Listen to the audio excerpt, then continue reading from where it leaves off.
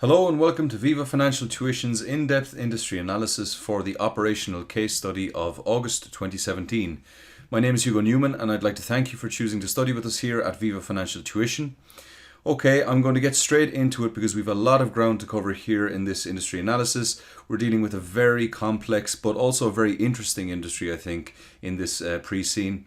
We're looking at the rail industry in particular, and we're dealing with a company called Premium Trains. If you have already read the pre-scene, I'm sure you're familiar with the basics by now. But what I want to do in this industry analysis is really go into the nuts and bolts of the industry. We're going to look at it, break it down into its elemental parts, and we're going to be comparing the rail industry in the pre-scene with a real-world industry. And we're going to look very closely at that. We're going to look at all the different layers, the relationship between government and between the industry, between companies in the industry and the regulators that operate within that industry. And we're going to really clarify all of this for you because it is quite difficult to get through all of this on your own. There's a lot of dense material out there. And so what we've done for you here at Viva Financial Tuition is to really boil it down to its essential parts, the essential dynamics and relationships within this industry. Okay, so before I begin, let me just give you a quick overview of what we're going to be covering in this industry analysis.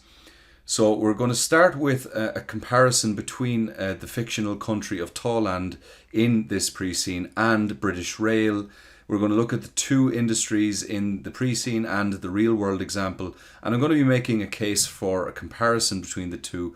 I'm going to be using the British rail industry as my basis for comparison, as the real-world industry that will shed light on the Tawland pre-scene case. And from there, we're going to look then at the recent history of British Rail and the structure of the industry, because in many ways it parallels and mirrors the industry that we're presented with in the pre-scene. So we'll be looking in some detail at the British Rail industry. We're going to move from the history and the structure to look at some of the financial data and trends that have developed over the recent years. We're then going to move on to the government, and we're going to look at the various stakeholders in this industry, because it is a very complex industry in many respects, and there are a lot of vested interests involved in this industry. A lot of different groups, interest groups, pressure groups, stakeholders, and so on, who are influencing policy from day to day, both from the point of view of the government and from the point of view of passengers, train operators, and so on. So we're going to be looking at this in a lot of detail, and we're going to be breaking down the different elements that are taking an interest in this industry and how that influences the day-to-day operations and indeed the more long-term operations of train operating companies.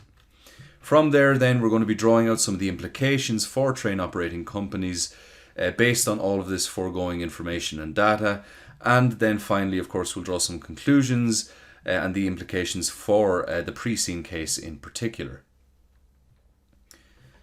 Okay, so we're starting with this comparison as I mentioned in the overview. We're going to look at Tawland and British Rail, and what I want to do is just draw out some of the parallels and the interesting commonalities between Tawland and Great Britain's rail industry. So we first have the obvious observation that's mentioned in the pre-scene, that this is an island nation in the Northern Hemisphere, that is Tawland, and of course Great Britain also is an island nation in the Northern Hemisphere. We're also told that the railway system in Tawland was nationalised until 25 years ago. In the case of Great Britain, of course, the railway system was also nationalised throughout much of the latter half of the 20th century and was privatised 20 years ago. So more or less we're talking about the same time frame here. The government of Tawland also retains ownership of the rail track and the stations, so the privatisation was in only certain segments of this industry, and likewise in the case of Great Britain, although it's a slight difference, the government reclaimed full ownership and control of the infrastructure in 2002, after initially they had tried to privatise the whole infrastructure in the mid-90s. Tawland is comprised of 8 mainline routes and 25 short routes, and we can also find out that when we look at the Great British rail industry, it has roughly 7 to 8, depending on the categorization type that you're looking at, mainline routes as well. Okay, so another interesting parallel there. We also have the fact that the government issues franchises for each of the routes, that is 33 routes in total in Tawland. In Great Britain, also the government is responsible for issuing franchises. It has at the moment 15 franchises, and these are given out for certain routes or indeed route combinations. So Great Britain does have fewer routes compared to Tawland, but that's because it's giving out larger franchises to the train operating companies, and we'll come back to that point later on. Tawland has an original franchise period of 15 years, and then it can be extended for a further 15 years. In the case of Great Britain, until now at least, the maximum EU mandated period was 15 years for the original franchise, but in reality in the UK we actually see an average of between 7 and 10 years for franchise terms. In Tawland, ticket prices are set annually and must be approved by the Tawland government.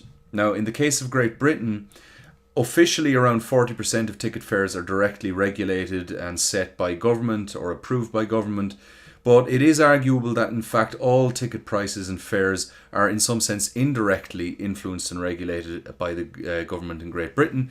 We're going to come back to that later on and explain exactly why that is the case.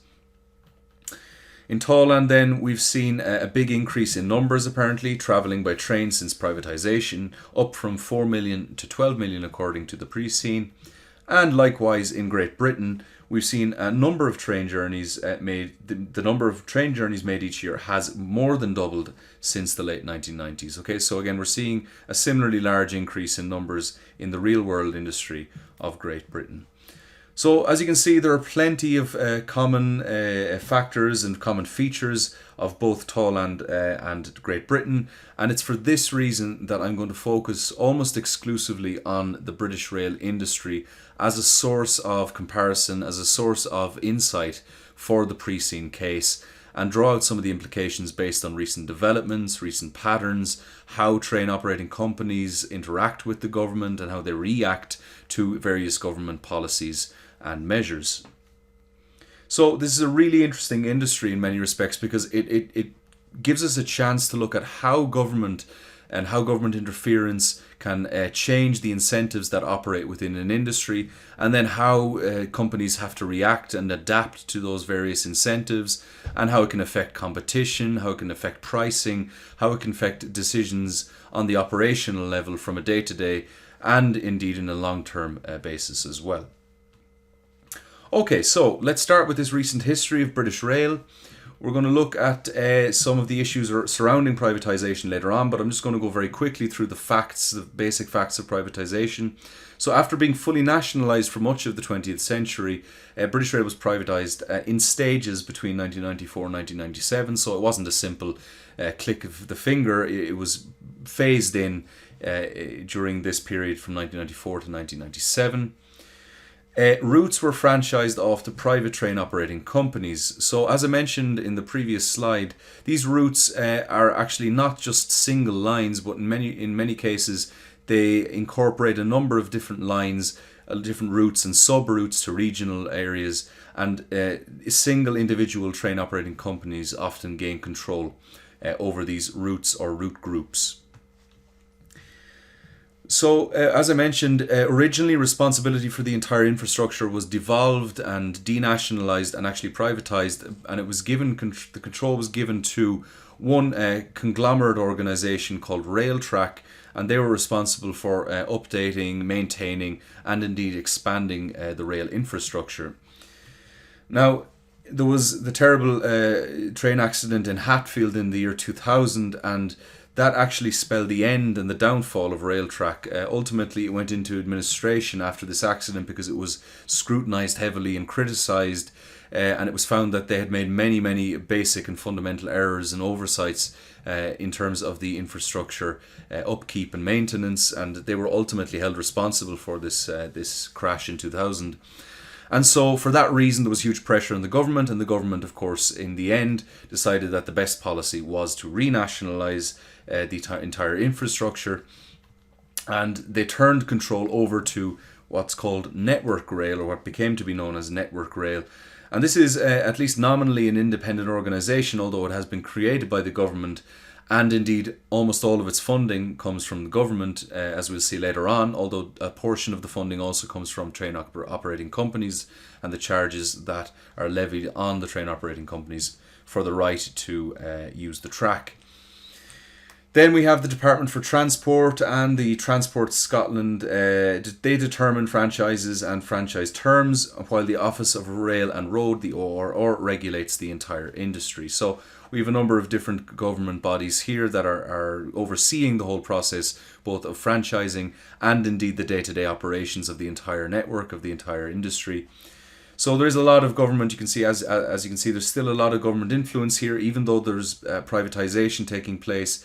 There remains a lot of government regulation, oversight, and especially when it comes to the franchising process, the Department for Transport has a huge role to play there, and we'll see more about this in subsequent slides.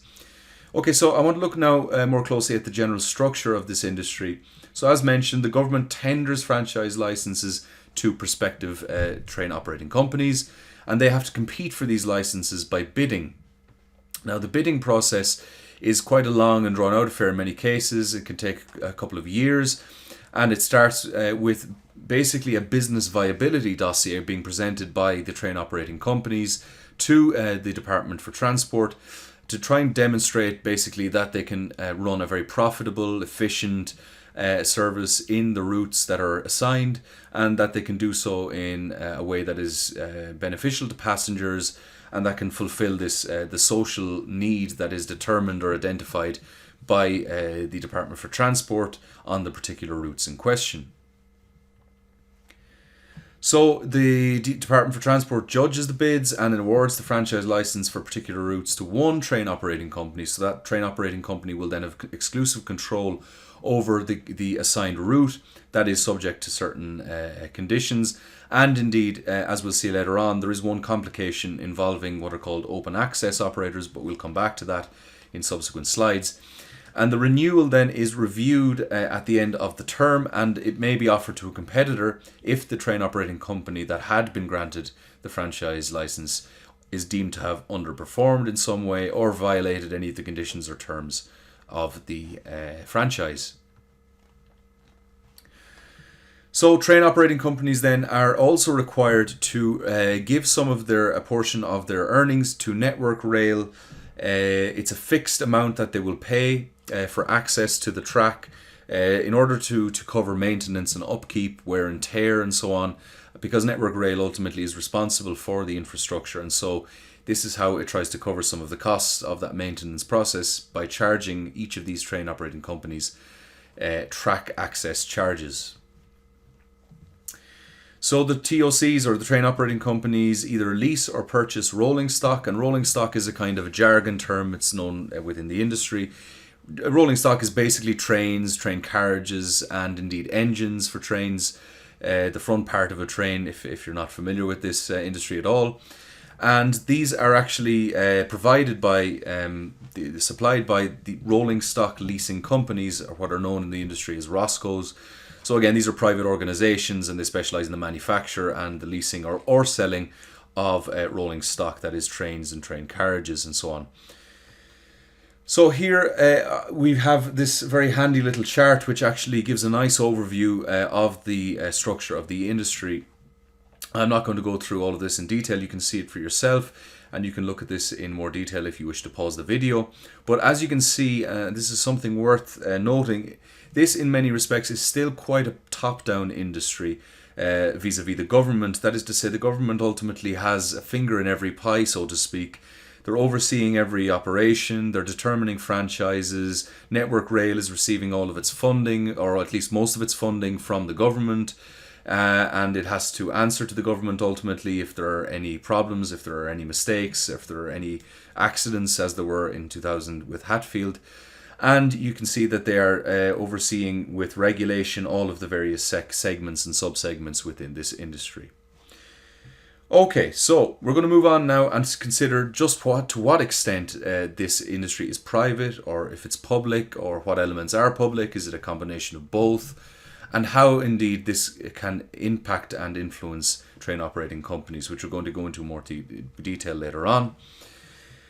So, although typically you'll hear in the media and in discussions of the rail industry in the UK that it is an entirely privatised system, or at least there'll be a supposition that it's an entirely privatised system, it is in fact quite a complicated structure with many elements of both public and private operations. So it's a top-down system, as I suggested, and the government is determining or approving franchise terms, ticket fares, route segmentation, as well as infrastructure investment and expansion projects. So at the moment, there's the High Speed Line 2, because we already have High Speed 1, and the High Speed Line 2 is something that is being pitched at the moment, and it's being knocked around in Parliament in the UK, and there's lots of discussion about this, whether or not it's going to go ahead, whether or not it should go ahead, and so on, and the amount of budgeting that's being earmarked for this project. The private elements then are limited to the franchised train operating companies, the ROSCOs as I mentioned, and the suppliers and contractors supporting both the train operating companies and indeed Network Rail's operations. All of these fall within the regulatory scope, of course, of the ORR and the DFT.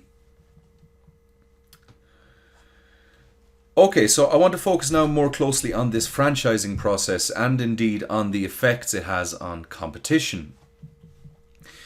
Now, most of the competition within the British rail industry is what's called for-market competition rather than in-market competition. Now, what this means basically is that there is little or no direct competition within the market after a company has been granted a franchise. So that is to say, they have an effective monopoly on the route that they're serving once they have succeeded in obtaining the franchise from the government. Now, apart from open access operators, and this was the complication that I mentioned earlier, and we're going to talk about this more below, the train operating companies are basically facing no direct competition. The only competition that they're facing is what's called for-market competition, and this, of course, refers to the attempts to get the franchise license in the first place. So there is some competition at this stage, and that's where really the biggest concerns are for train operating companies is competing with other prospective franchisees or applicants for franchise licenses further down the road. They have to try to keep an eye on what other train operating companies are doing in that respect, because they don't want to lose any of their routes to competitors. If competitors on other lines and other routes with other franchises are demonstrating to the government that they're really profitable, that they're serving passengers really well, in that case, an incumbent franchisee is facing a threat from a competitor, and so they have to maintain discipline, they have to maintain a vigilant service, try to keep their costs and prices down. So that's where the competition is coming from. But once the franchise is granted and once they have it, there is some degree of security there, and it does give them a kind of an effective temporary monopoly within that route. Alternative modes of transport, of course, are putting pressure as well, and this is another form of competition. This really is the closest thing that exists to in-market competition. So substituting modes of transport like bus services, car, motorbikes, cycling, whatever it may be, alternative modes of transport, of course, do put some pressure on the train operating companies as well. Now, I mentioned this open access operators, and I'm going to explain now what exactly these are. So a small number of rail services are provided currently by the UK government, allowed to be provided by the UK government by what are known as open access operators. And what these operators can do is they can actually come to the Department for Transport, just kind of cold call the Department for Transport and identify some route or some customer segment that is currently not being served under the current franchise license scheme, and they can try to make a case to the Department for Transport that this is something that they could profitably and efficiently serve. And if they can do so, then the government and the Department for Transport will actually allow this open access operator to run services along that line. Now, it's very interesting because in many respects, these open access operators, and current examples include First Hull Trains and Grand Central Railway, they have in many respects a competitive advantage because they're given much greater license by the government when they're granted this right to run services. It's not a franchise agreement, and so they're not subject to the same constraints and franchise terms as the train operating companies are. So as you can see here, this is from the House of Commons Transport Committee, and they do a report on the rail franchising process, and this is quite a recent report actually. They've looked at this, and they've looked at the advantage that open access operators have over train operating companies in many respects. As you can see here, they say that the ORR and the Institute for Transport Studies found that OAOs had costs 10 to 30% lower than those of franchised TOCs because they have greater operational flexibility, they can outsource and have lower staffing costs, and they're also free from franchise specifications, flexibility to change their strategy more quickly according to changing demand and customer preferences. And indeed, this is reflected in the fact that typically these OAOs have much higher rankings when it comes to customer satisfaction surveys. We see Hull Trains, for example, as I mentioned in the first Hull Trains in the previous slide, they have a really good reputation amongst their customers, and there's a strong case to be made for the fact that this is due to the flexibility that these OAOs have compared to TOCs. They can change their prices more quickly, they can offer things and adapt their services in accordance with customer demands and changing consumer preferences. Now we'll come back to that later on because that has obviously very important implications for TOCs, but what I want to look at now in this section is some of the financial data and give an indication of where the industry is going and where it has been going for the last 15 years or 20 years since privatization. So you can see here we have a look at some of the net operating costs and results and the balances for these companies. Now it's interesting because as we'll see later on, typically the rail industry is demonized, the privatized industry is demonized in the UK by many media because it's considered to be an excessively profitable industry, that they're extorting the taxpayers or they're extorting customers, that rail fares are too high and so on, and that therefore we're seeing these kinds of exploiting companies taking advantage of their positions. Now, this is actually fairly misleading, and as you can see here, these operating results are fairly marginal. You can see here that the costs and the costs and the revenues are barely balanced in many cases, and actually they're in some cases in the negative here. You can see on the left, and indeed the cash generation for this industry is very, very low. You can see that in the chart on the right here. Over the years, ever since the early 90s, and it's been declining, it seems, since the privatization period. So we're not really dealing here with a particularly easy industry from the point of view of these train operating companies. It's certainly not the case that they are reaping excessive rewards, and we're going to see this in more detail as we move through the next slides and look at profitability in particular. Now, as I mentioned, this public perception since privatization has been largely negative, and it's in light of rising ticket prices. Certainly in the last 15 to 20 years, ticket prices have been fairly steadily rising in the UK.